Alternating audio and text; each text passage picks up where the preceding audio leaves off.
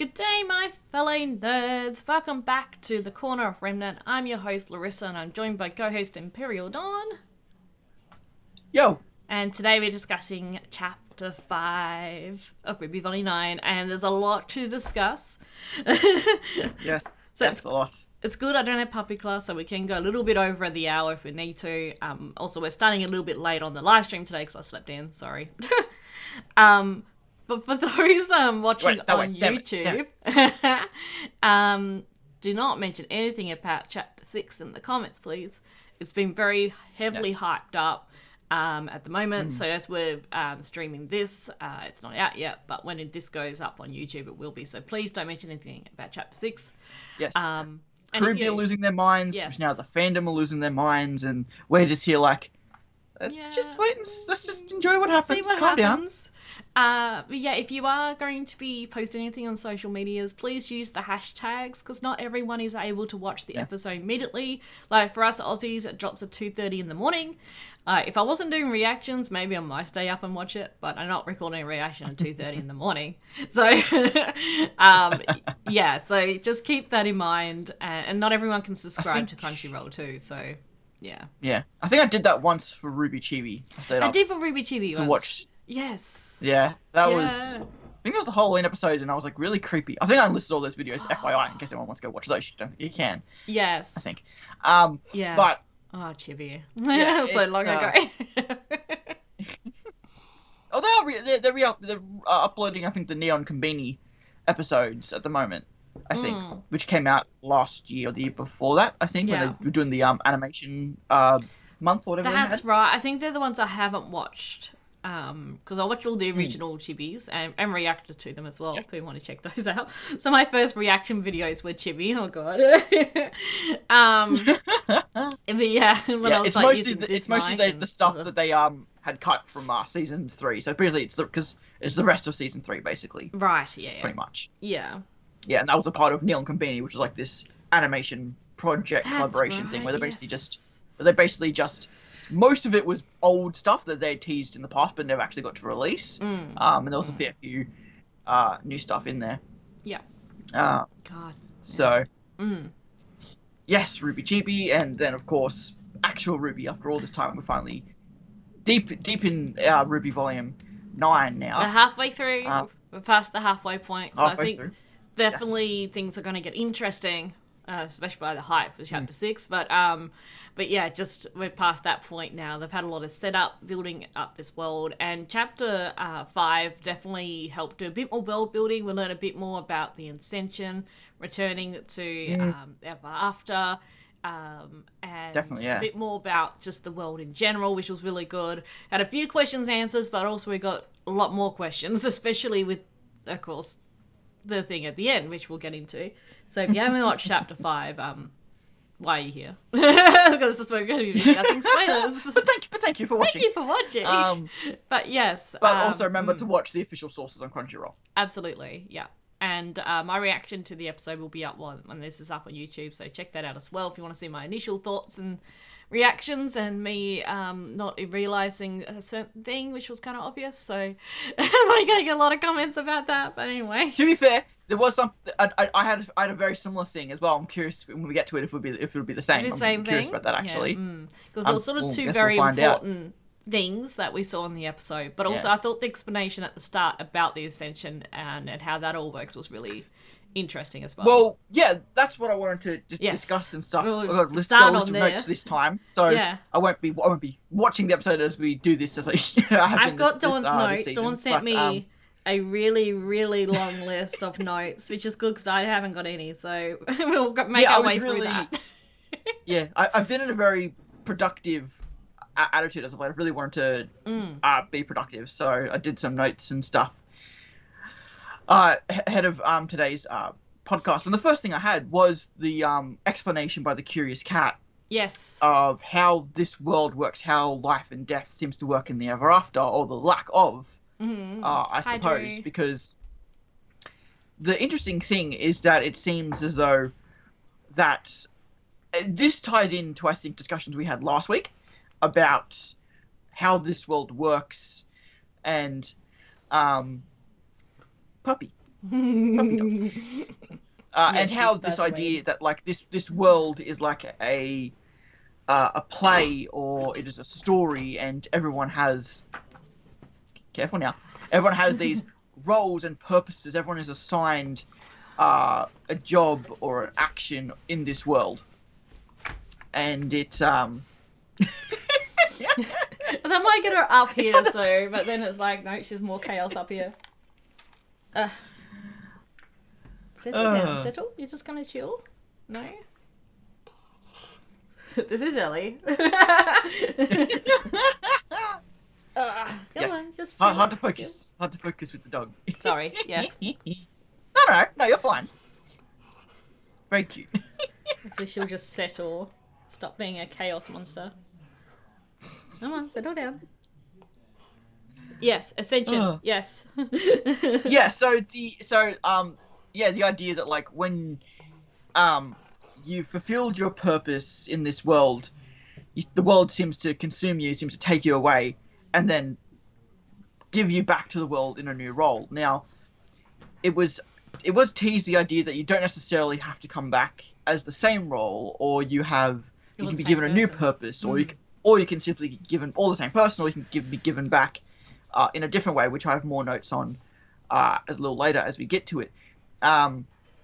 But the interesting thing is, and how we've talked about the cat being some sort of force outside of this restriction, because the cat seems to have more memory than the rest of the people in the show. Maybe it's live for longer. Yeah. Live for longer, possibly, or its purpose is infinite, unlike the rest of the characters in the world. Possibly. But it also, like, again, like the whole idea of the cat manipulating the situations, whether that be around Team RWBY, or the fact that it can give its heart to the prince, or give its heart to Herb before Herb got repurposed.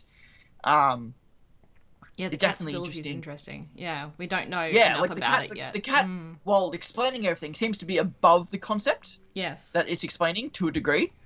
But while still being fearful of the Jabberwocker. So we'll be curious exactly what role it's played exactly, and again what the cat's role will be by the end of the volume. I think will be really interesting, because I think it won't just be a guide as it has been so far, much like Little, who I also think there'll be more to Little as well. Yes, definitely. And interesting too how it's mentioned about like the character reset in the new role, and like not having the memory of the previous thing, so it really is kind of just consumed and then spat back out as something else, or the same thing but kind of reset, which again goes back to the idea of this being a story, this being a fairy tale, this being a play, where people come through the world, whether that's, and interestingly enough, whether that's new people coming into the world and it has to play out the story, or the world assigning a new protagonist to go through the world, whether or not that's someone new or not.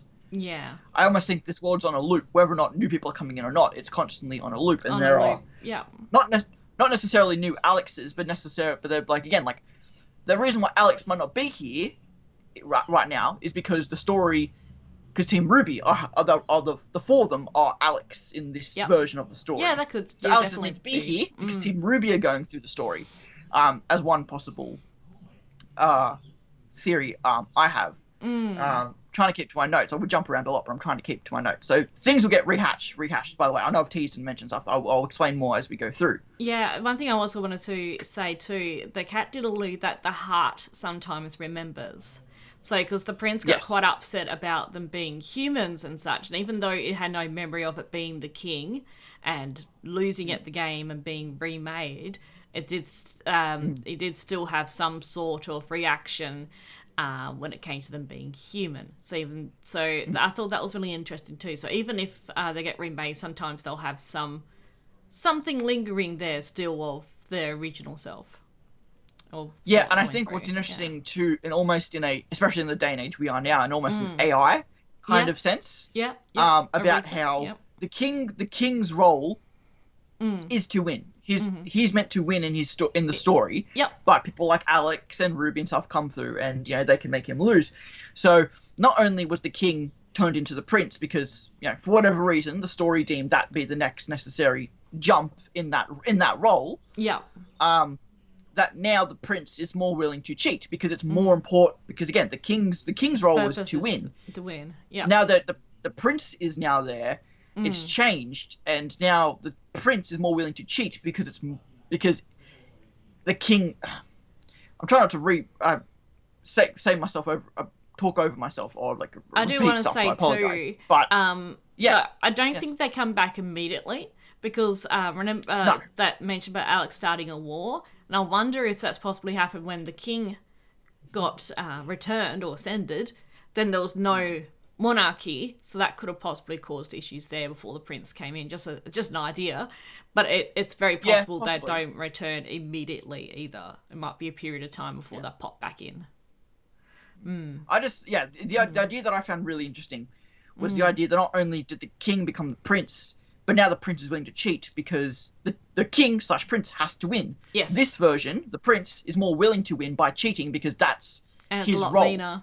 And if the prince doesn't win, then it gets repurposed and stuff. Now, the idea of it may, but maybe the cat, whatever the cat did, calmed down or changed something with the heart and stuff, so the prince didn't get reset at that moment. Yeah. Whereas with Herb, the cat did with Herb was the opposite. Yeah. The cat did something in order to then make sure that Herb got repurposed, whether that's to deliberately for this world's sake. Again, it's like a hive mind. It's like a wheel, and everything is a spoke. And if something breaks, the whole wheel. Again, much like the towers. Yeah. The world is the CCT, and every single person in this world is a tower.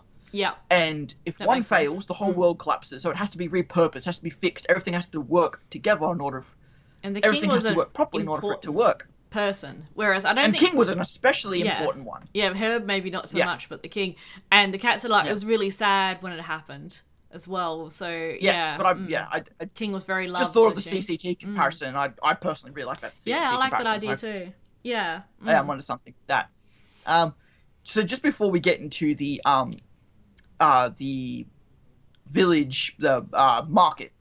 Yeah, I love the design of that. It's so pretty, and it's a small the whole thing. Like there was this. If you go back and look through, and there are so many neat references and creatures and stuff. Like there's literally a Rooster Teeth. There is a Rooster Teeth, and I missed that. Yeah, there is a Rooster Teeth. There is a Rooster Teeth. I didn't see it the first time either. No. And there's these other creatures with the masks and the cat goes to mention something, and then it's like, best not discuss that in the company of friends, or something to that extent. I'm paraphrasing, of course. Now, obviously, it could be referring to the Jabberwocker. That makes total sense. That makes sense, but But I feel like the fact that we got the Jabberwocker this episode, I don't know. It feels to me like maybe he was teasing something further down the line, but it could have 100% just been the Jabberwocker. I'm not gonna sit on that they're talking about not dying. And we find out later they're talking about life and death and stuff. Yeah, and the Jabberwocker's the one that stops him from ascending. Yeah. Yes, and I like Weiss is like continuing like logical, like everything has to die, and she has a very kind of mature and logical view to it and stuff. While the others are more like questioning and everything, and it's interesting too. We'll get this whole kind of scene of the cat, going through the market, and the cat explaining the world and ascension and all this stuff, and ends with the whole very meta, like he did with CL Soleil last episode. It's a 4-4 break. Exposition is boring. This whole conversation was boring. Yeah. But I need to tell you. And the cat kind of mows on, and then you get Blake really interestingly being like, Alex fantasized this story. Alex didn't mention everything. What more didn't she say? What else could be fake and stuff? And and I'm curious again. While I don't think thankfully, I could be wrong. I don't think this one has anything to do with Ozpin. I think this is like the one thing Ozpin doesn't have a connection to. Yes. In this universe. No. He definitely knows the fairy tale, but I don't think he knows of the fairy tale. That it's an actual but I don't think he has any. I don't think he has any ties to it. Other than a possible character that gets teased later that Ozpin has ties to, so maybe that is a connection. Maybe. But in terms of Alex's original story, I don't think Ozpin has a tie to it. But with his influence over fairy tales, could Ozpin have had a part in the retelling of this fairy tale? Because I know I have this. I know I always get when it comes to a fairy tale and Remnant, I'm always thinking, what hand did Ozpin have in it? Whether that was, did he have an influence in recreating the story, rewriting the story, or was this all just Alex for whatever reason? But again, Alex has to escape in order for the story to be in our world. So yeah. Again, like usual, it's a lot of questions along with what little answers we get. Yeah, and it was mentioned too that like Alex returned to the world a different person, which also gives the thought it's maybe Alex may have been returned or ascended at some point as well. Yeah, that she had gone through through a few different lives before, which ties into the character at the end as well, like something of that ilk. Yep. Where time and stuff has changed, so by the time the character came back, they were different. Now, and when we get to the armor too, yes, and so this is more of this is a stepwise. This is more like a theory stuff that I've seen a few times around. It's the next note on my list here after the fourth wall mention. Yes. So, an interesting point that I've seen a few people raise is obviously Little and comparing Little to Penny. Mm-hmm. Obviously, as like an allegory or replacement in this world, or the fact that Little was tied to the sword, at least to some degree, like she went and stole the sword for RWBY and stuff. Yes, I hadn't even thought of that. Kind of innocence and stuff. And so the theory I and others have proposed is that because Penny didn't die in Remnant, technically died in the central location, whatever the central location is, I don't think it's necessarily in the Ever After or in Remnant. But if it's in one of those places, I would probably lean towards the Ever After more than Remnant. Yeah. So the idea is, if Penny died in the Ever After, she would have been repurposed. Could she been repurposed and become Little, who is this character who has a tie to our heroes but doesn't know it, has no memory, has some connection to Penny in some degree. The story, at least the story, has kept connecting those two characters together. So, and like, they have no role the idea of maybe, in their family. They have no role yet. Yeah, no purpose role, yet. They've simply been they've been re-put into this world and yet to be assigned a role by the world, other than being RWBY's guide, which again, connection to RWBY, being given a purpose in that sense. I don't believe Alex necessarily had a guide in the story. No. I don't believe. I think other than perhaps the cat. Yep. But we have the cat with the heroes as well. So this idea that Little may just be Penny's repurposed into this world. Now, does that mean anything as far as returning?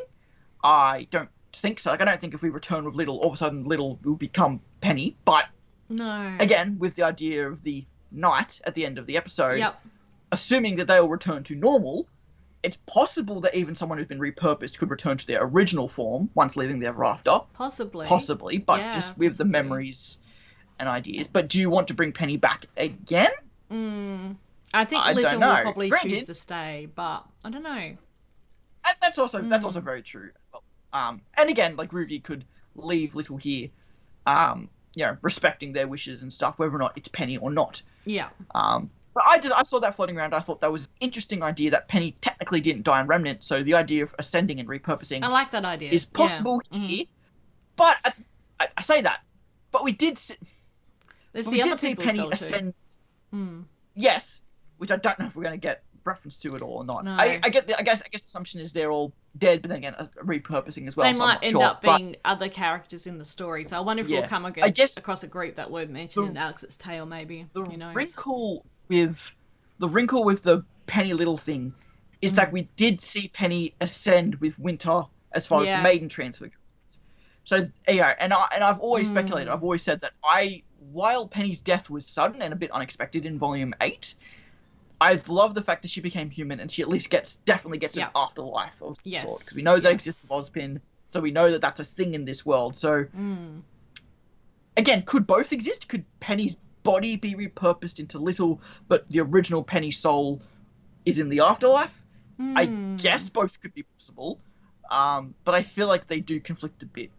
It'd be interesting to see how that works. Sure. Yeah, but I do like that theory. But again, but also again, there is a part of Penny in Winter because of the maiden power. So could the other part, like we've seen with Amber, we've seen that maiden powers and souls can split and go between two people and stuff. Yeah. There's also the idea that again, like Pyrrha before she died was half Cinder or half Amber or whatever because of the transfer, or not that we got any explanation of that. But there are ties and theories about all that kind of stuff. So so that's just a theory as far as Little goes. And again, the problem with that is the Penny Winter ascension scene. Ascension being bad choice of words, I guess, in that sense. But we saw that she gave the power to Winter and stuff, and there was some afterlife-ness to that scene. That she still did die in the in-betweeny area, so as did the other people. I think with and again, we've had the term part of you. A part of Penny now lives in Winter. A part of Freya lived in Penny, now lives in Winter. The Maiden's power, a part of Amber and Pyrrha is in Cinder to a certain degree, you could speculate. Yeah. So we do know that we could argue that souls can part and split. Yeah, before Penny's body fell as well. That all happened before that happened, so I don't know. Yeah. And again, it's not like we saw Herb's soul be reclaimed by the world. We saw his body be reclaimed by the world. Yeah, it was his body, yeah. It's also that, so Penny's body falls, and then the world claims it, crunches it down, creates it into a mouse, and spits it back into the world. Yeah. That could be Penny's, the little could be Penny's body without his soul. The soul could be new, so... I don't know. It's really interesting. Again, it's fascinating, but I've really got no real idea. Yeah. Yes. Now that ties into the other possible reincarnation, repurposed Ascension character that we saw in this episode. That, of course, being the blacksmith. Yes, and the blacksmith was mentioned in Alex's story too. Something about the armor was helpful or something, but I doubt Alex would have probably wrote in the story what exactly the armor or blacksmith does. That we've sort of alluded to. And I definitely think that, again, tying into the whole idea of that people can come into this world and be repurposed, like Team RWBY came in, then became Alex. At least that's my interpretation of how the world views them. These four people are filling the role of Alex. Yep, RWBY whoever especially. The blacksmith was is now filling the role of the blacksmith. Whoever the knight is now filling the role of the knight. Again, the world just takes whatever it can get and purposes them, gives them a place in the world. Yeah. The advantage Team RWBY has is they and this is a tie-in of really this. I'll explain more when we get to the end of the episode. But this idea that, because I remember thinking when we got in episode 2, it's like, man, they know this whole story. They know the ever after. They're really aware of it, despite it not really being mentioned prior to volume 8. Now, for what we saw at the end of the episode, I think that ties in really nicely to the idea that because Team RWBY are so aware of this world, it's harder for the world to purpose them because they are aware of everything. So they just fill the role of Alex because Alex was a new person into this world and was given the role of the protagonist. Because Team RWBY are so aware, the 4 of them can fill the one role because they are self-aware. The Rusted Knight, I don't think necessarily had that awareness and was given and was repurposed. We'll get to that, but that's just an explanation for why Team RWBY haven't been given a purpose because they are self-aware. And they're filling the role of the protagonist. That's their role in the story. They're choosing. They're choosing to follow the role of the protagonist. They weren't assigned that role, and the world's just working around them because it's the best the world can do to make the world make sense. Now, so the blacksmith, much like Little to Penny, isn't the same person we think they are. Obviously, this blacksmith is an automaton of some degree. It's a machine. It's a doll. It's a forged creature of some sort. Of some degree. It seems like a metal spine that has like a faceless, like doll-like face. It's very, I found that scene was really interesting, but it was very ominous and a bit creepy, and I like how when Little woke up, I was like, we shouldn't be here. Like, just the whole vibe was just like, ooh. But for what we can tell, the purpose with the armor is that a person can lay down their burdens and perhaps be remade anew, a bit similar to the Ascension Return thing. And that's what we saw with the weapons. There was Alex's dagger. Now, okay, when I saw the reflection in Alex's dagger, you're gonna find this funny. I didn't think of Alex. I thought it was Harriet. Because dark skin has got the little bunny thing. I don't know why. That's where my mind went. I mean, they're both dark characters with rabbit inspirations. And then afterwards, when I realised, wait, that was Alex. God, you're an idiot. So I added a comment, but I'm probably gonna have a few comments. Okay, interesting. So well then we'll get back to the blacksmith in a second. My thing that I was mistaken with was when they were fighting the Jabberwocker. Yes. And they defeated it, and it disappeared. And I was like, oh, okay, that's how creatures disappear in this world. And I was like, oh, okay, that makes sense. I didn't clue on as Neo straight away either. Yeah. And Blake goes Neo, and I'm like, what? Oh. It was the pink. Whoopsie. That also made... Yeah, it didn't to me scream Neo's disillusion effect. It didn't shatter. It was more like no, but her stuff hasn't really shattered in a while. Wow. Most of her stuff tends to fade now. It's just how a semblance in engine, how in the show evolved, not necessarily in world, but how they've chosen it. It's like how Aura changes how it looks almost every season. You know, they just change it up. I feel like they can make it look better and stuff. Neo's semblance is definitely evolving as the show goes as well, which is cool. But well, I mean, we'll get back. I definitely have another note for that. We'll get back to that in a second. But I want to focus more on the blacksmith before we move past it, because there's so much more to talk about. The blacksmith was just really interesting, and that's like the two important things. It was definitely this was the first important thing, beside the whole Ascension explanation. But well, you mentioned you mentioned the whole you lay down your burdens and stuff and become something new. That ties in greatly to obviously the Ruby and Ruby conversation from last episode. Yeah. You don't have to be Ruby Rose anymore. And that ties in really strongly to this theme that, and again, this comes up a few times in this episode, this idea that the Summer and Ruby story has not been explained in the show.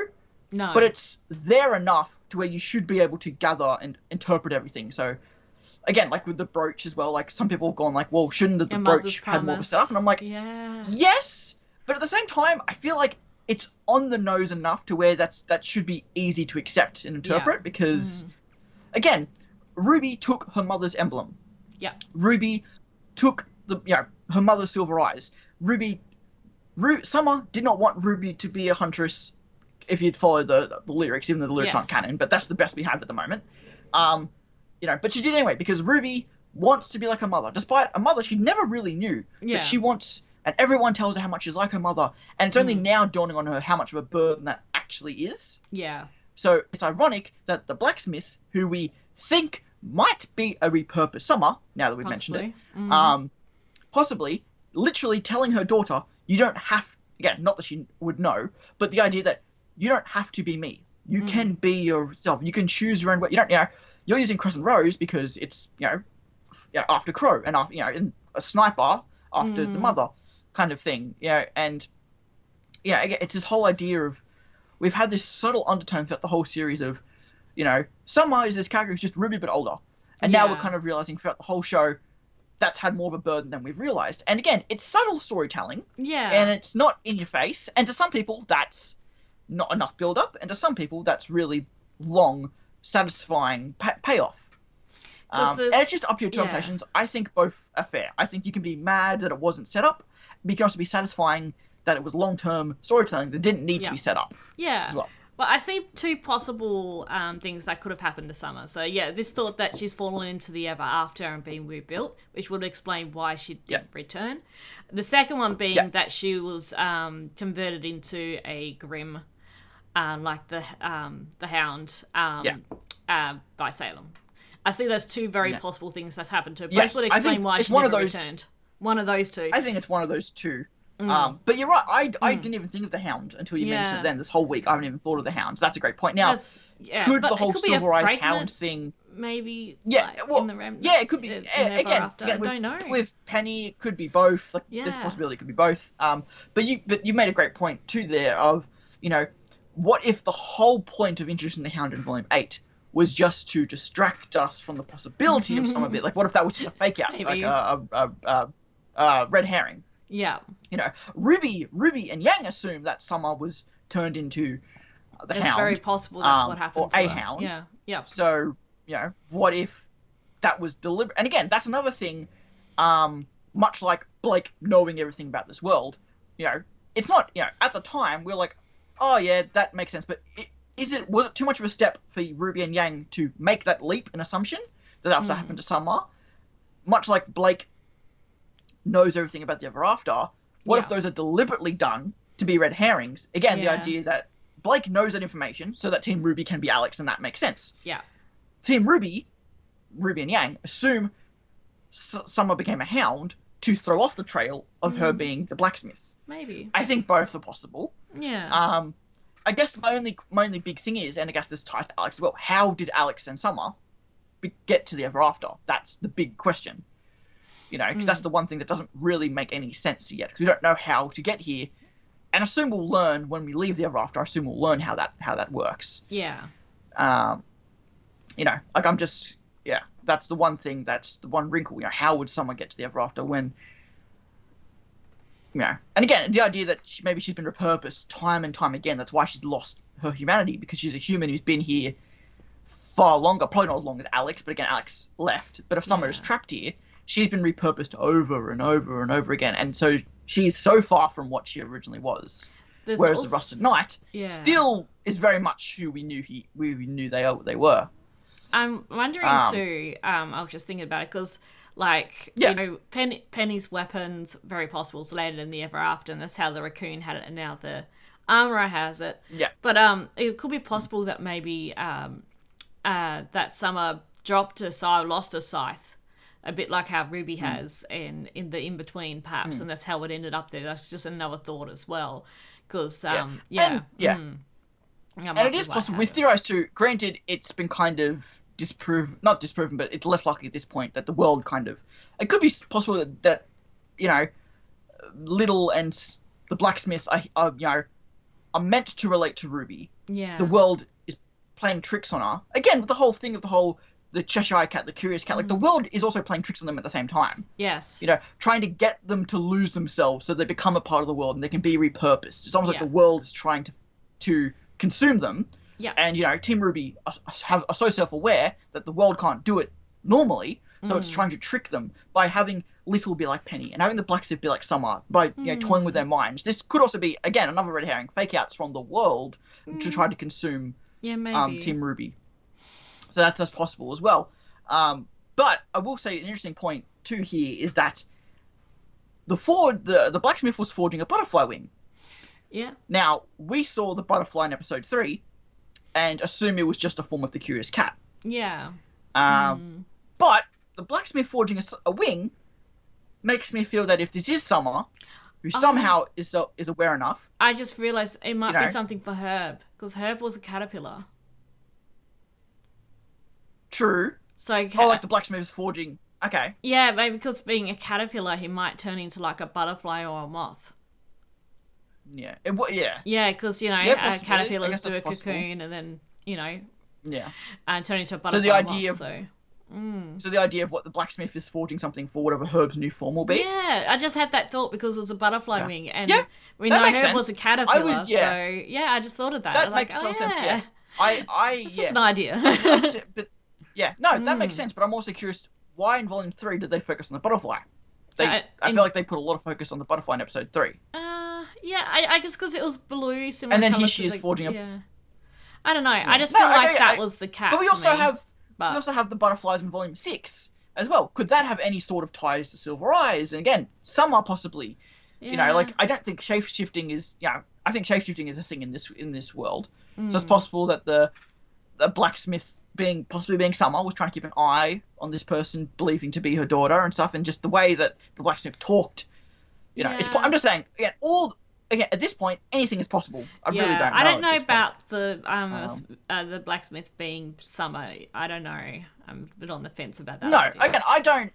No, but I think no, and that's fair, and that's why I think there's a possibility of the world is just trying to play tricks. Yeah. On because again, at the end of the day, and you know, I guess why? Okay, I guess we should really clarify why we think it's Summer, because the weapon and the reflection in the weapon. That's the main reason. Oh yeah, definitely the weapon, and because I saw it could either be Summer, a younger Summer. She had a leaf though, which was interesting. My other thought maybe a maiden, perhaps, and then the other thought I've seen a few people talking about possibly a future RWBY. So for the weapon. I mean, I personally believe that in the reflection was Summer. I don't have any doubt to that personally. Yeah. I think it was just they finally gave her own outfit. Yeah. And we saw a glimpse of her own outfit finally. You know, it had the same hair, the silver eyes. You even heard for a second of RWBY. Now, that also could be the Curious Cat, because obviously the Curious Cat was calling out to RWBY at the same time. Yeah. But that first RWBY did sound a bit more feminine, so possibly that could be the Summer. It was obviously again, you keep referring to a scythe. I personally, to me, it was an axe, but here nor there. But I think it was a sniper axe, which also ties into the idea of Summer being the woodsman in the Little Red story. That was her role. That was her inspiration. Which I don't remember if I'd considered that before. But we have, everyone who's a silver-eyed warrior has to be connected to Little Red Riding Hood. RWBY, Little Red Riding Hood. The Hound, the Wolf. The Maria, the Grandma. And then we have Summer, the woodsman. Yep. So we have all the silver-eyed warriors being a part of that tale. Which ties into a funny RWBY Chibi skit where they did that, and Weiss was playing the role of the woodsman with Peter Port's weapon. Yes. So yeah, but with that all, we also remember that RWBY found Penny's sword. Yeah. But in an instant, it transformed into Alex's dagger to prove a point, to send a message. So Summer's weapon being there again could just be an illusion of the world, just like Penny's sword and Alex's dagger. That could all just be the world playing tricks on her. Yeah. Because again, why would Penny's sword turn to Alex's dagger the moment when the blacksmith was trying to send RWBY a message, was trying to prove a point to her? Yeah. So I think it's all, and again, like the idea they're walking through the market and it all just transformed into this forge. Like it wasn't real as far as the rest of the Ever After is concerned. It was just a thing for RWBY to see in that moment. Yes. So it all could just be an illusion. It could just be, we're meant to think this, but it's all just fake. It's all just the world playing tricks on RWBY, trying to consume RWBY to give her a new role and a purpose, so she's not like, a problem to the world. Now, what that means for the Jabberwockers, because the Jabberwockers are clearly a problem for the world if they prevent people from ascending. So why are they here? Why is the world not got rid of them? So clearly, they're a virus, they're an infection, they're something the world can't control. The people come into the world they can control, but the Jabberwockers, for whatever reason, they can't control. Yes. Maybe some form of Salem's influence on Remnant, perhaps being all the God of Darkness' influence on the world. Yep. Again, like if this is just another world of the God of Light, and this was just again another way for the God of Darkness to kind of his influence on this world. Yep. Yeah. Because we know they played around with a few different worlds, so it's possible this was one of their creations. Yeah. I really like. I think I mentioned earlier. I really like the idea of like the blacksmith saying, "Set your burden down," and it's almost like the idea of RWBY again doesn't need to be the Summer Rose of Remnant. She doesn't need to be the hero who has to stop Salem and all this kind of stuff. Again, setting down your burden, realizing. And I'm really curious again if we get to Vacchio and RWBY. I still be named RWBY Rose, but imagine if she gets like a full different outfit. She gets stuff like new weapon, new outfit, and she just completely changes and stuff. Yeah. I don't think we'll go that far, but it would make sense with the story we're going down. Yes. But again, the reason, or another time to Summer, is we get a Summer mention in this episode with the brooch. Yes, a mother's promise. The idea that Summer gave RWBY her brooch before she left to the Ever After or to the Hound. And I'll come back one day. I'll it's the dumbest trope, but I love it. The trope of, I'm going to give you something, keep it safe for me, I'll come get it back. I always love that trope in storytelling. So yeah, and again, like, was that, I guess for you, was that long-term seeding, or was that something that should have been expressed? Because again, we never knew the significance of the brooch as far as the characters are concerned. No, I don't think so. Like we sort of got the feeling that it was Summer's motif. Yeah. So, and it made sense for RWBY to have that. So, no, I don't think so. I think it just gives more to the fact that, like if Summer gave that to RWBY before she left, I really like that idea. And that's sort of what it feels like when RWBY said it's a mother's promise. Because it makes sense that Summer would have promised to return home. I'll be back. I've seen a few people done little art pieces and comic strips of that sort of moment when Summer left. So yeah, definitely leading to that. I don't feel like we need anything more about that right now, but I think it was just a nice little touch, throw that in sort of to give but I mean that's also a big thing if RWBY never gets the brooch back. That's a pretty big significance to not have her emblem, Summer's emblem, anymore, which is definitely an idea that she'll be different and changed.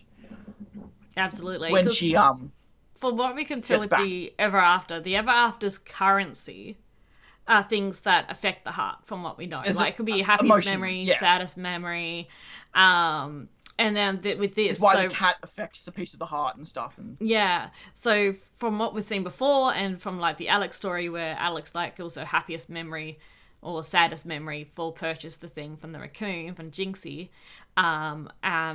I think that's why Ruby thought, okay, I need to sell something that has some significance, something to me, and that's why she gave her the brooch, because she knows that's got some emotional tie to it, and that would work rather than giving the teapot lady a coin, or something that's not going to work. It needs something with an emotional tie to it, so for it to be valuable in the ever after, from what we can tell. It was very, if anything, I think and again, maybe it was the execution that could have been maybe a bit stronger, but I think it really does show,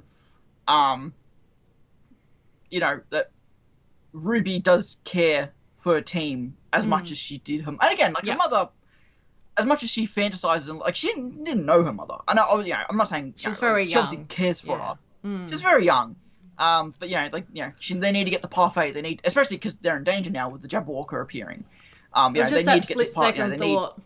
Yeah. Yeah. And she will probably... Again, I'm sure it's something she'll regret. She'll regret, as much as it saves. I think what's interesting too, now the Jabberwocker arrived, is that we get another implication that the cat has more of a stronger role here than everyone else, because the cat repurposed the cookie salesman bird into fighting the Jabberwockers. Yeah. So the cat gave him a that purpose. ability to repurpose. Or give someone a purpose, a role. Someone. Yeah. Yeah. So that's very interesting, because that's powerful in this world. Yes. Does that imply that the cat is the mastermind behind the world? I'd probably say possibly, no, but I know. But clearly has an influence over this world. Again, I'm not as familiar with the original Alice in Wonderland story, but I know the Cheshire Cat, has definitely abilities and strengths and purposes more than others. So, and I think a really interesting detail you mentioned earlier about Neo Semblance is that the Jabberwockers were exact copies, and even down to the point they were speaking. Yeah, they were. I don't think I've ever seen Neo's illusion speak before. No. Yeah. Granted, again, again, it's an illusion. Is it really speaking? Is it just creating noise? And again, the Jabberwocker doesn't talk. It's not like its mouth opens and it speaks. It just kind of monologues, projects. kind of. It's monologues. Yeah. Yeah, but it's not like it's physically speaking. It's just kind of creating a voice in a sense. And obviously, so we get Jabberwocker appears, and again, like that's almost like you have no reason to assume that was Neo, because again, it was speaking. Like, well, that's Neo. Neo can't speak. Neo's illusions can't speak. So that's wasn't different. Until Yang destroyed it. Yeah. Yeah. But like I said, like I didn't realize. I didn't realize either. Until Blake said Neo. Then I'm like, it was pink. Yeah. It showed pink as it sort of faded. So yeah. Yeah. I like Yang with the whole. I just said I wasn't done with you yet. Yes. We got the new music as well. Yes. I don't have the lyrics with me or anything. I don't have the lyrics, I believe Casey did post them. So feel free to go find those. Yeah, I might go grab those. But yeah, it reminded me very much. I was saying people in general can go find them if they want to. You don't have to. It's okay. That's alright. I'm just gonna have a quick look while talking. But it reminded me of Awake by OK Goodnight, the song. Yes. Well, and that's good. I want more OK Goodnight-esque music now that Casey is the lead. That's good. Yeah, no, it was definitely it was a bit more grungy. It was a bit more deeper and darker. At least in the kind of its performance. So the song's called Chatterbox. Yeah, scratch through the surface and you found a key, unlocking what you thought was safe inside a box, but it's somehow been set free. Say something real. Do you only speak in riddles? Chatterbox. I'm waiting for your ugly mouth to just spit it out. That's cool. Yeah. Actually, interesting. Okay, cool. Yeah, that's interesting. Yeah, it's not what I thought the lyrics were, to be honest, but it was really hard to hear them. No, like I said, it was a bit of a darker, deeper, it's grungier very darker. Yeah, it's hard to interpret the lyrics without subtitles. Thank you, Crunchyroll. But the music itself, the fight was okay. It was short and sweet. I loved the moment when the Rasta Knight appeared. I like everyone. Yeah. Yes, and we got the, on Juniper, that nice little shot of the Jackalope, I believe the Jackalope, I believe is the right. I think that's right. Yes. Obviously comes in and stuff, but obviously before that we obviously no, you're right. Sorry, yeah, Jackalope comes in. It was partway through the fight. I didn't notice. Yeah, I didn't notice it was Neo at first, but Blake immediately did, and we kind of get all the reactions and stuff. And even like the rest of the night, there's more than one, so that's definitely a change. Yes, the second more of them appear. Yeah, because there's meant to only be one in the Ever After, so the fact that more appeared was like, yeah, okay, this is not normal, which leads to it being Neo very much so. Which is interesting too that they mention that is that they always say it's a Jabberwocker. Yeah. It's a Jabberwocker. It's a Jabberwocker. If there's only one, wouldn't they always refer to it as the Jabberwocker? The Jabberwocker. So that's interesting. I'm curious if that's maybe an oversight, or if that's, again, the whole idea of repurposing. It's never the same Jabberwocker. No. Because, I assume it does get beaten by the Knights. It just simply comes back. The Jabberwocker dies, and its repurpose is to become the Jabberwocker again. Like, it just keeps refreshing itself. It would never disappear. So I guess a Jabberwocker works in that sense, because nothing is permanent in this world. Everything is a. Nothing is because it just gets refreshed over and over again.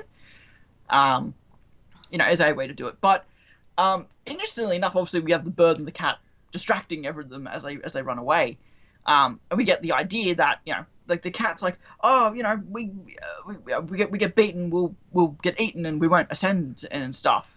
Yeah, it's specifically if the Jabberwocker eats them. Yeah, if they get eaten. Yeah. Yeah. Which also might tie into why it doesn't open its mouth when it speaks. The idea of like if it opens its mouth, it like consumes something. So that's why it speaks with a closed mouth, because like because it opening its mouth is like a powerful thing for it to do. Yeah, and it didn't do that against the bird or anything either. It's just sort of like threw it around. No, yeah. But we did get seemingly the implication as we were running away. Yeah. That they were the bird and cat were eaten, or at least the bird was. I'm not too sure. I think both would get beaten, but. And, there's obviously the sad moment of, they've been killed, eaten and stuff. But they are just illusions. They're not the real Jabberwockers. Yeah. So they're not actually getting eaten. They're not not being able to ascend. Yeah. Mm-hmm. But the implications, I'm curious if we're meant to, again, miss that detail and assume they've been... Not like, I assume when the cat and bird show back up, we'll be like, oh god, I thought you were gone. It's like, well, no, they were illusions. They're not actually Jabberwockers, so we should be okay. Because I definitely feel just the way they panned off was very like, oh no, they're gone. It's like, well, they're not. They were illusions, so they should be okay. Yeah, well, that's true. Especially because the cat implied that people don't die, and you can't die in this world. No. So. Yeah. Interesting how that goes. It did also like mention at the start too, with the Ascension, like if they get broken. Not just losing their sure. Well, the idea is like if they lose their way, if they're no longer doing their purpose anymore, if they're had so much life experience that they're no longer following their path. Yeah. The world will correct them back to the path by resetting them. Yeah. So I guess like if they were for somehow to get injured or hurt or something like that, it's very possible that injured or hurt, whether that's physically or emotionally. Yeah. Anything that disturbs their purpose. Yeah. And no matter in what sense that is, they get repurposed. Now, I've seen a few people theorize since after this moment we didn't see RWBY talk again, and RWBY seemed to be shuddering and cowering a bit more than usual. But also, she doesn't have a weapon. What else is she meant to be doing? Yeah, there is this theory going around that Neo took RWBY's place in this confusion and stuff, and that Neo is currently posing as RWBY. Now, with the sheer amount of emotions we saw. Yeah. No, but we've seen Little hideaway in the cloak. I don't think that's they have hidden away in the cloak any before. detail. Yeah. But I think with how much emotion we've seen this RWBY show off, like concern for Weiss and stuff, it seems a little not beyond Neo's ability, but Neo when she is illusion is a bit more cheeky and a bit more. She can blend in, but this is very deep blending in for it to be Neo, and even the way Neo reacted. Yeah, that's true. That's a detail that Neo. But again, I guess the idea is that Neo. Like, how would Neo dispose of RWBY in order to take her place? That's the big thing. Yeah. Like and also why Neo wants to kill RWBY. Why would Neo take RWBY's place? Yeah. Because that would get her is get her close to Team RWBY and John. Sorry. Yes. Yeah. Well. Yeah. But what would that gain her necessarily? Unless she's working with someone who wants to kill the team so they can be repurposed or whatever, but we have no indication of that yet. So I don't think there's a lot of stock in that, just because I don't see why Neo would want to get close to Team RWBY when she wants RWBY herself. So it'd be interesting. But yeah, I wanted to point that out because I thought that was an interesting theory I saw floating around. Yes, yeah, I saw that floating around as well. Because thankfully I recorded my reaction on Monday, so, really early. So I was able to hop onto Twitter and look at what people were saying about the episode. So yeah, I saw that theory going around as well, which was very possible. Yeah. I loved the line of I'm tired of living places in ashes. Yeah. From Weiss, obviously referring to Beacon and referring to Atlas, which you mentioned back in episode 2, 3. Yeah. I think it was when she was talking to RWBY about how, because RWBY Weiss has always been the logic. To go back to. Yeah. She has no home to go back to, and it ties also back to again why she even bothered going to Atlas back in Volume 6. She's very realistic and logical, and that's really shown in this volume, especially that we can't beat Salem, so what's the point? And RWBY is now also really reflecting that same idea as well. Yes, yeah. With the whole conversation with herself and the blacksmith as well. She's really being questioned. Which again, too, also maybe ties into the fact that we have seen Salem in the trailer for this volume. We haven't seen her yet, obviously. So what if Salem has some sort of manipulation over this world? What if she's trying to discourage them? That's a bit more of a leap, but... Yeah. It's possible. Again, I imagine the world will... we'll see Salem, the world will show RWBY Salem. Again, because I think the world wants to consume her and manipulate her and have her lose her hope and purpose so that the world can repurpose her, because that's what the world is designed to do. Yes. So showing her Salem, like the blacksmith and all that stuff, to trouble her might help in breaking her mental state to the point where she can, maybe. I assume Jean did, get consumed by the world and repurposed. I think, even that when we get to that, I don't think that John has been ascended, returned, repurposed. My feeling is that so when he appeared in the Ever After, that it was several years before the events of right now, and that he was the original Rust Knight in Alex's story. That was my thoughts, possibly. Okay, so you think Jean was the original Knight in the story? Yeah, okay. And he's just aged, so he's been there for decades, 20 years or whatever it is, that he's aged over time, because he's still his armor and everything. That was my thought. I saw a really cute comic about John after he arrived in Ever After, finding a little baby juniper. What was it called? A jantelope? Yes, I saw that as well. Yeah, I saw that. That was really cute. A jackalope. Jackalope. And then over time, then growing up and getting older. I thought that was really cute. But I definitely, that was really cool. It could still definitely be the whole red person thing. I think we're going to find out in chapter 6, where he's going to explain what's happened.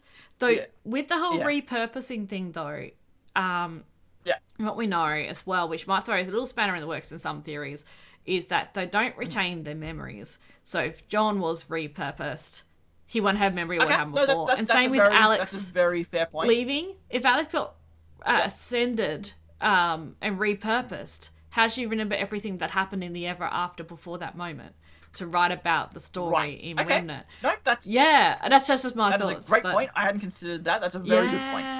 Unless it worked maybe slightly different with them because they weren't originally from the Ever After, perhaps. They came from Remnant, I think that work a little differently. Be a fact. Yeah, possibly. Okay, so my idea. Yes, thank you. That's a great point. That's but really that's good my point. thought. I guess of it, perhaps. Yeah. Sure. My thought would be that,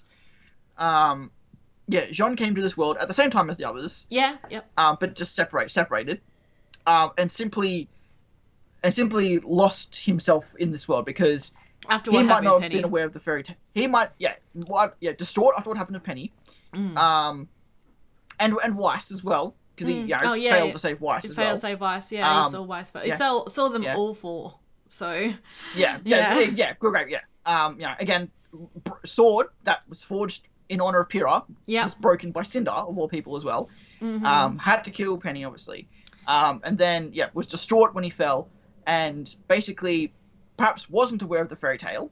There's a chance that he might not have been aware of it. Mm-hmm. He's a bit John's always been a bit of a clueless, but he didn't know who Pyrrha was, for example. He's always been a bit clueless. It could be that his sisters may have known about the story, though, and maybe he might have heard it from them. Again, maybe, I'm just saying. For my theory to work, yes. he can't fairy tale. So the idea that he possibly doesn't know the fairy tale, and so that so that the world was able to consume Jean and give him a purpose much easier than Team RWBY, because RWBY was aware of it, and also RWBY had the four of them to bounce off. They knew they have each other. Jean was alone. He was Jean alone. didn't have anyone to think with. He was alone. He perhaps didn't know the fairy tale, so the world consumed him and gave him the role of the Rusted Knight, which gave him like 20 years worth of experience, aged him up, and kind of... So in his mind, he's lived 20 years because the world has given him 20 years of memories and stuff to get. Granted, now that does... the wrinkle of the memories is a great idea, but again, perhaps people who... And again, I'm not saying he's necessarily ascended. That's also a different thing. I think he was just given a purpose. So he still has his memories and purpose. He hasn't ascended yet. When he dies, that's when he'll get ascended, and he'll become the Rusted Knight again, possibly, and then lose his memories, possibly, because he hasn't ascended yet. Yeah, maybe. And I'll find out if he knows of Alex, too, because they'll probably ask him about that. So if he knows of Alex, then... That's also, to my point, I don't think he was the Rusted Knight. I think he replaced the Rusted Knight in Alex's story. Yeah. For Team RWBY's Alex. So I don't think this Rusted Knight would necessarily know Alex. I think he's just... in his mind, he's lived here for 20 years and fought the Jabberwockers and done all the stuff. My headphone keeps falling down the back of my damn shirt. Whereas I think that perhaps he was the original Rusted Knight. So it'll be interesting to see. We'll probably find out next episode. I think both... Yeah, I think ideas. either or. I really like both ideas as well. So that was my kind of idea. I love Blake fangirling as the Rusted Knight. It's funny. Which I think is really interesting in a bad way, but really interesting that she has that in her, because that ties really into how she probably felt when she first met Adam. She probably saw this person who was this hero, this great savior and stuff, and it shows that Blake has that stories. It shows that Blake has that in her, which makes the Adam and Blake situation sadder, but also more understandable why Blake fell for Adam, because she has this in her to see these people, these men, these heroes, these knights, or women, I'm just sorry, but like these heroes of stories that she can obsess with and fangirl over, which explains, which is a little detail which I hope explains why she fell in love with Adam in the first place. I think it's a nice little... unintended, I think, but a nice little detail to help explain that story a little more, I think. And because I've never seen that out before, I don't think. So it's nice to tie those together, I think. Yeah, and what I thought too funny with my idea with him being the original Rusted Knight is that if that is the case, then the Rusted Knight in the story was always John. So the story they grew up reading about, the knight was John. Sure. If that works. The only wrinkle in my theory on that is how time works. Because John fell last, so how has he been in this world so long? It depends. I thought maybe where he fell, but that's I think that's my main thing. Is that why was John put here 20 years earlier than the rest of the characters? Like why? That's always my thing. Again, you could argue that he came here. It could be our theories are both true. In the idea that Jean was given the purpose of the Rusted Knight, but that also sent him back 20 years in this world for whatever reason. Because maybe the Rusted Knight needed to be around longer, and rather than giving him 20 years of experience, they literally gave him 20 years of experience by sending him back 20 years to get that experience. Which would mean he maybe has connections out. So it could be both. Both of our theories could be. Could be both. I think we'll definitely find out next episode. But and I will say that your version ties in better to the fact that they called it Juniper. Yes. I think my version, the significance of that gets lost a little bit. If he hasn't actually been here 20 years. If he just thinks he's been here 20 years. I think the whole Juniper significance makes a lot more sense for your version, for sure. And I'm calling it now. The reason they did not give Jean a warrior wolf tail in the redesign in Volume 7 was because they knew this was coming. They knew they were going to give him the warrior wolf tail, so that's why they didn't give him one then, because they had to save that for this reveal. Because we know that Ever After has been a Volume 2 thing, and we know that Jean was most significant Volumes 1, 2, and 3 when that idea was around. That's why he was significant, because they knew he would play a role at this point in the story. That's why he didn't do much for the past 2 volumes, because he was significant enough so that this would mean more when he showed up here. So I think the Warrior's Wolf Tail was a tease in Volume 4 when his character lost momentum, because that would be the last time that it'd be significant enough, so that way when we saw him now in Volume 9, that all makes sense. And there's been hints previously, like with Tyrion saying to Jon that he found him interesting, and I wonder if that ties into this. I think Jon's always been that character that like he was the comedic relief during the first couple volumes. Yeah. But there's always been something important to him. Like his semblance is very important. But I always felt like there's been some other reason. It's been theorized about his emblem on like he uses on his shield and whatnot. Possibly connected to Salem, possibly Salem. There's been a lot of theories. The Rusted Knight from the story now. What is like some weird paradox where Jean is his own grandfather and that's why his story is noble. Like I don't know. Like Jean has significance in this world, and this his family changes does. A lot of things. Why and maybe this was always what he was meant to be, and with time and things like that, like it's possible that he read about this fairy tale perhaps, or heard about the fairy tale, not realizing that it was him until this point now. Where he's gone back in time, perhaps. Being sent back in time. To be through Alex's story and become the Rusted Knight. There's lots of really cool theories about that, but I like that idea with past and futures. I also nodding. Now we get the kind of confirmation of the tie-in between Jean in the intro and the clocks. And the clocks, rather than it being an Ozpin reference, it's a reference to time. Obviously now he's being aged up and stuff as well. Yes. And we discussed this on the Monday or the Tuesday, I believe it was. Yeah. We discussed it over messages of how I remember when I first watched Volume 3. So this would be before Volume 4, so 2016, I think, before 2016, I think. Yeah. Long story as to why I watched RWBY. Anyway, but I watched RWBY, the first 3 volumes, as it was at the time, all on YouTube. God, that was a good time. And then we get to the end of Volume 3, and you see Ty. And when I first saw that, I thought it was Jean. I thought it looked like an older Jean to me. Yep. So also in the original, and I still think a few versions of in the original Volume 3, you don't actually see Ty in the background of the first episode, or if you do, it's a cutout that you can't make out. But I think almost in the original he wasn't even there. He was just like RWBY blocked his whole silhouette, and they put a cutout. And I think eventually they might have put his model in a later cuts of the Volume 3, but I'm not even certain on that. Yeah. But I didn't notice Ty standing there at the start of Volume 3. So when I saw him at the end, I thought it was Jean. So I thought the idea that RWBY had been, and again, the way Ty reacted wouldn't make sense for it to have been Jean. I'm just saying that like RWBY had been unconscious for years and somehow was frozen in time. Like she didn't age obviously in that time.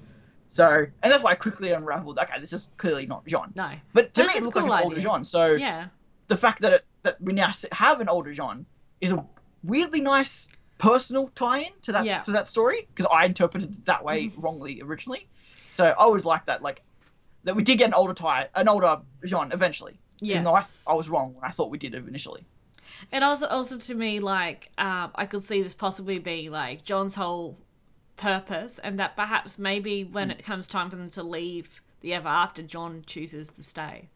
Very possibly. Yeah, I think especially if we do get some sort of Pyrrha tease in this volume or connection or stuff. Like, again, like, I know a lot of people still want... I will say, credit to the show, we got some summer stuff here.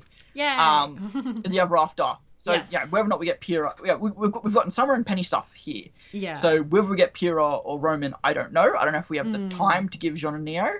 But it would be cool. Assuming we'll get a Jean episode tomorrow. Yes. Even though everyone thinks we're going to get a Bumblebee episode tomorrow. Because reasons. Even though it's going to be a Jean episode. Yeah. So, but, people can think what they want, I guess. Happy if they're right. Fair enough. I don't know. Anyway.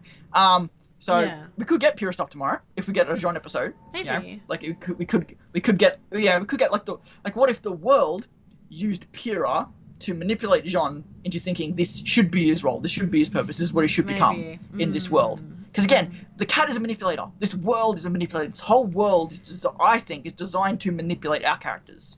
And the so cat it wouldn't put past them. When we first met the cat and we were having that conversation with the cat, saying, how it said he met other people more interesting than them. I'm wondering, because we'll wonder what he meant by that. That it could possibly be referring to John, because very likely the cat has met John if John's been there for so long. That'd been the case. Possibly, yeah. Yeah. Hey, Nightwalker. Yeah, we just sorry, I don't know when you sent that message, so I've been busy chatting. But yes, you're good. No, it was just recently. We mentioned Summer's Huntress axe, like the idea that she's the woodsman in the Little Red Riding Hood. I love that idea. Story. Yeah, Yeah, that's very possible. What I'm thinking as well. There's so Don had a really interesting theory that when John fell at the same time as them, that he may have been repurposed, ascended, returned, and to come back as he is currently. Well, my thought was perhaps timey-wimey stuff. He has been there longer than them, and has aged and has been waiting for them to turn up. Yeah, but so my idea was that because John was isolated, he was isolated, and the fact that he was in a traumatic state, considering what he had done, and the fact, and you'd have to add in the idea that he is not aware of the ever after like the other team are. Yeah. That the world would consume him and repurpose him in the role of the Rusted Knight, because that's just the role that suited him, much like Team RWBY have chosen willingly to take the role of Alex in the story, the world hasn't had to repurpose them. Whereas Jean didn't have a purpose in this world, so the world turned him into the Rusted Knight. But there's also idea of, and therefore he'd be given 20 years experience, but there's the idea that Larissa had where he was sent back 20 years in order to be the original Rusted Knight, Alex's story. Yeah. Which, to be fair, if time works the same, he'd be sent a lot longer than 20 years back, but we don't know how time works in Ever After. Works the same as Remnant, which I don't think it does. No. Maybe he found a way out, but decided, that's possible too. The whole question with that is that if he fell when he did, why would he be there so much earlier than Team RWBY? Because he fell last. That's just the kind of the question. Yeah, he fell last. Again, could it be the reverse? Like, could have... But we saw Neo land. We didn't see John, and we saw Neo land. So, but she, was that meant to be at the same time as Ruby and Blake landed? But we didn't see them land. We just saw Neo, or did Neo land later? It's up to interpretation. Yeah. What exactly happened. But essentially, maybe if John did get earlier and he got to the tree, but because he knew that Team RWBY were here, he waited, but not realizing that he was 20 years ahead of them for whatever reason. Yeah, may not realize that. And then ended up becoming the Rusted Knight. That's fairly possible. Obviously, even though he's got the helmet on, you see him, which also, I forgot to, ties into you mentioned the wings for whatever Herb's new purpose is. Yes, the idea that the blacksmith would have made John's new pauldrons and helmet. Yep. And I think most of his armor is different. It's very similar, but it's definitely not the exact same armor. It's similar. He's still wearing his hoodie. It's very similar. Of course.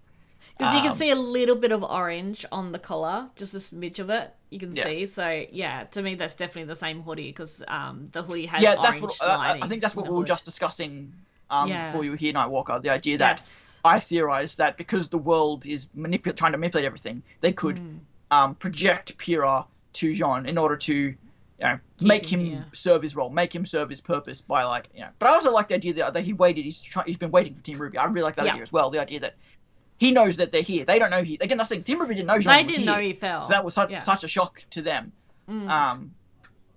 So. No, we knew he did, but they didn't. Yeah. Well, RWBY knew Neo because Neo fell with her, but the others did not know that John had fallen. It's the idea of how much with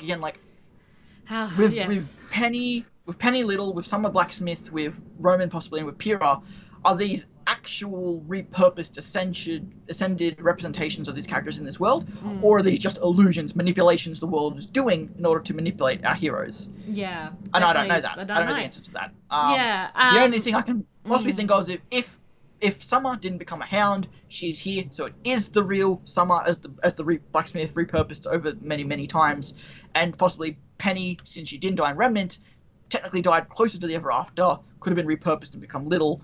I like the idea as Penny's Little. I really like I think Pyrrha and Roman have no connection to the Ever After, so if they appear, I think it has to be manipulations or illusions.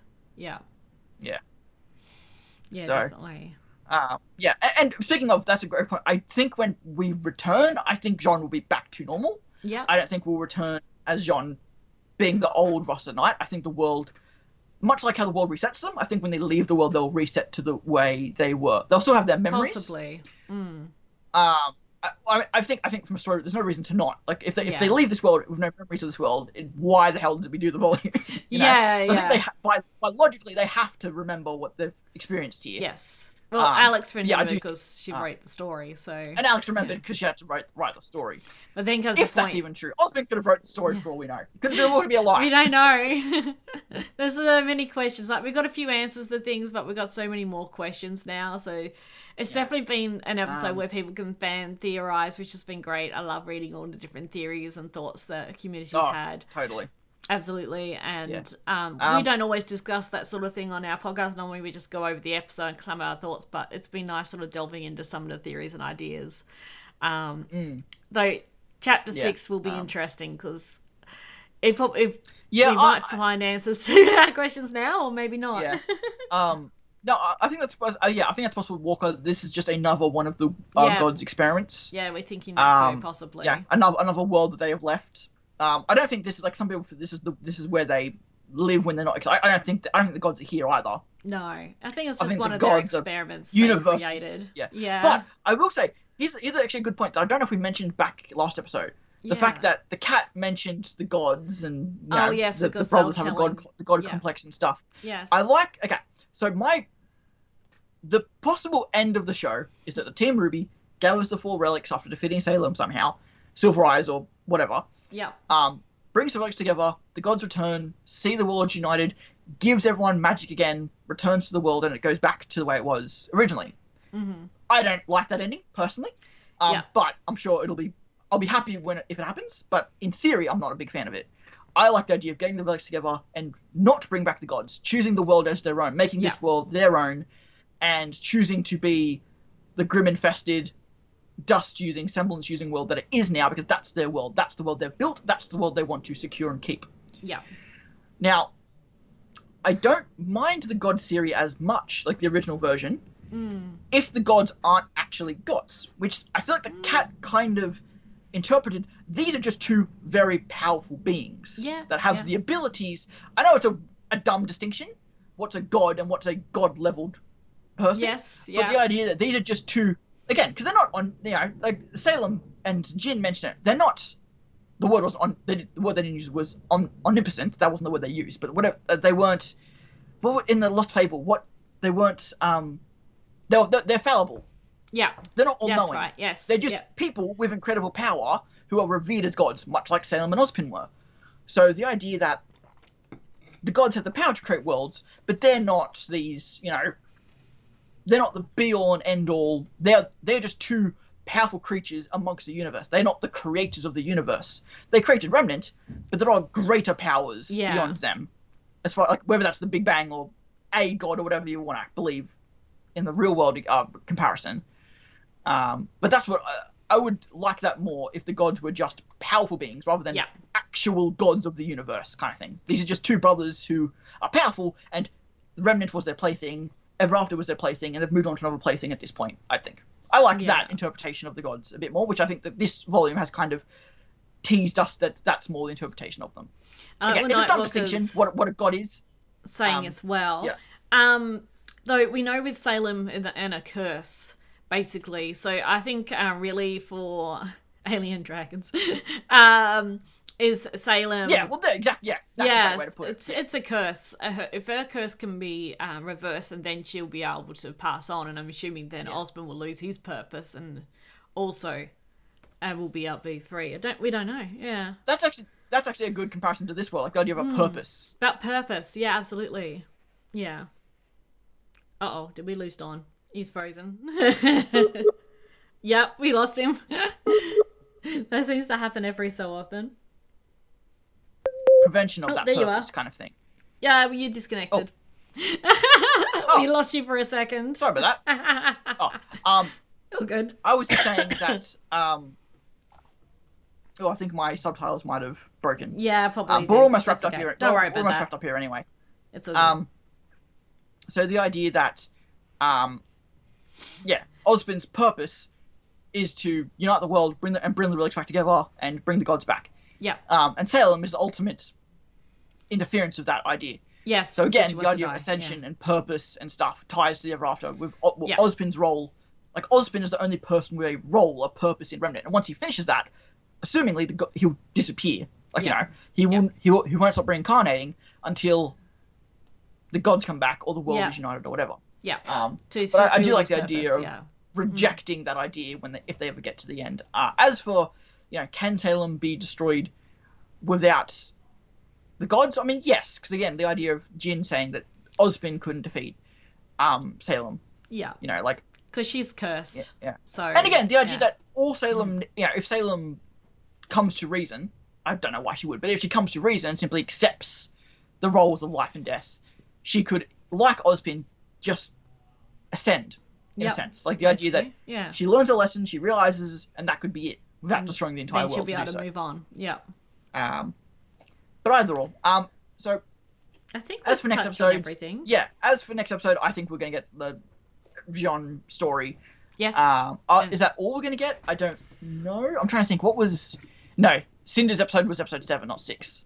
I think maybe we'll get a bit of an idea what Neo's up to, possibly. But I think definitely this episode's going to be focused around Team RWBY and Jean. Yeah. Yes. Well, I mean, the whole volume is Team RWBY, but yes. Yeah, but you know what I mean. The episode itself will be focused around this discussion, I think. Yeah. Yeah, I think it'll be a lot of Jean stuff explaining. And we should get some answers to the theories and thoughts that we've had about Jean. Yeah, I mean, also the whole with RWBY being Neo idea that's been thrown about as well. So hopefully we'll get some answers. I mean, to that. I know a lot of people have theorized that Neo might not leave the Ever After for whatever reason.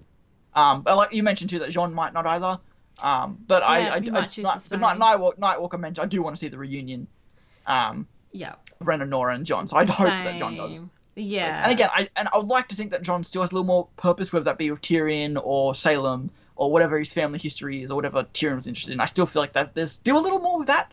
Yeah. But it could be connected to the rest of the night. Tyrion could love fairy tales. Yeah. Well, and he, and again, there are probably multiple versions of the original book. Yep. Like, what if there are different versions? Like, what if there are older versions that have more details than the version that Team RWBY has read? Mm-hmm. Like, I'm pretty sure at times, there are different versions of the Maiden story. There are older versions and there are the original version stuff. So there could be a grander version of, and Salem being old might have old versions and old texts of fairy tales and stuff. Like, who knows? But I think that's it. I think that's it. So we're excited to see with episode 6 what happens, because as we said at the start of the stream, it's very hyped at the moment. So exciting for that. The fandom and RWBY, a lot of people have been really hyping this episode. So it'll be a big one. Yeah. For sure. So. Alex could have a grim fairy tale, and Osmond has the Disney version. No, that is actually a great way to put it. Or Salem has the grim, Osmond.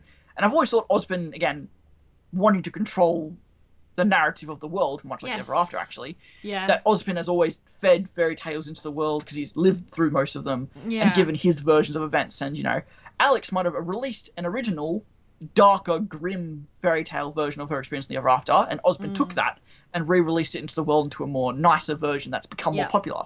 Yeah, but Alex could have released an original darker version. I like it. Sure. That's a great point. I get what you mean now. First, I've read Grimm as in the creatures of Grimm, but no, the actual Grimm, the Brothers Grimm, Grimm. But sure, the two brothers as well, huh? Yes, the Brothers Grimm tales. Yes. So overall, I'm very, very excited. Yes. And thank you all for watching. Whether you're watching live on Twitch, the VOD on Twitch, or the VOD on YouTube. We really appreciate it. Sleepy dog. We really appreciate it. And, make sure to leave comments if you're watching the YouTube version.